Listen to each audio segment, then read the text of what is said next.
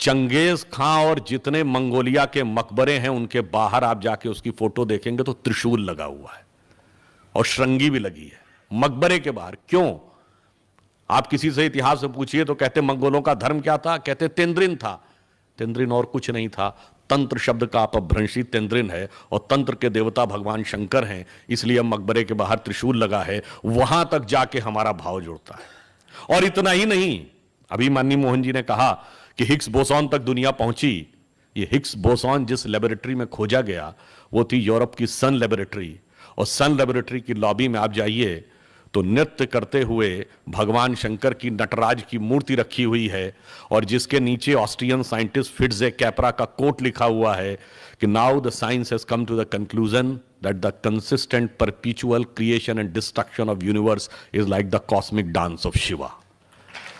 तो हम इस प्रकार संसार से जाकर जुड़ जाते हैं और हमारे जितने भी देवता हैं, जितने भी प्रतीक हैं, जैसा कि माननीय मोहन जी ने कहा, हम अंतर की यात्रा की तरफ जाते थे। अंतर की यात्रा की तरफ क्यों जाते हैं और उसके जाने से फर्क क्या पड़ता है और उसके कारण से हमारे एडमिनिस्ट्रेशन, सोसाइटी, डिप्लोमेसी पे क्या फर्क पड़ता है। मैं बात एक बार पहले भी कहा हूं, हमारे यहां जब सूर्य दक्षिणायन से उत्तरायण में जाता है तो उसको क्या कहते हैं? संक्रांति कहते हैं।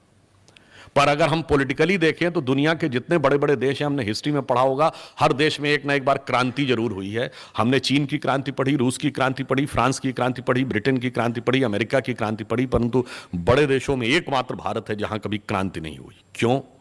क्योंकि क्रांति वहां होती है जहां बाहर सब कुछ प्राप्त करना होता है, सब कुछ मेटीरियल में खोजना होता है, परंतु जहां अंदर की यात्रा करते हैं तो जब हमारी मन की जो धारा है वो नीचे की तरफ होती है। जब भी आप कभी ध्यान लगाएं तो आप देखें बड़ा पॉजिटिव चीजों पे आपका ध्यान नहीं जाता है, नेगेटिव चीजों की तरफ जाता है। मनुष्य पे यदि मर्यादा और नियम का दबाव ना हो तो वो पाश्विक प्रवृत्तियों की तरफ भागता है, यानी बलपूर्वक जो चाहे सुख भोग की चीजें इकट्ठा कर ले। जब हमारी धारा जो डाउनवर्ड है वो अपवर्ड होती है तो हमारे अंदर क्या घटित होती है? संक्रांति। इसलिए इस देश में क्रांति नहीं होती, इस देश में संक्रांति होती है।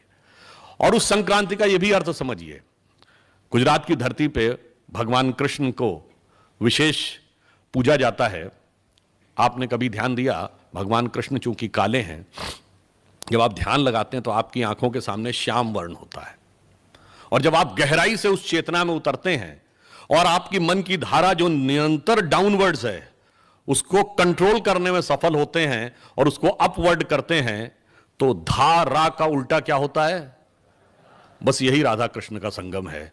यानी जब आप जाकर अंदर ध्यान लगाते हैं और आपकी प्रवृत्तियां ऊर्ध्वगामी हो जाती हैं, तब आपको वास्तविक आनंद की अनुभूति होती है। और अंदर जाकर क्या प्राप्त होता है? देखिए, भगवान कृष्ण ही जो हैं वो राधा कृष्ण के तो प्रतीक हैं ही, परंतु इसी के साथ साथ एक बात और देखिए, उनको मक्खन बहुत प्रिय है। वो हंडिया में से मक्खन खाते हैं और उसको तोड़ के खाते हैं, मिट्टी की हांडी को, और फिर वो निष्काम कर्म के प्रतीक भी बनते हैं। इन सब के पीछे हमारी चेतना का वह रहस्य है कि मक्खन क्यों प्रिय है।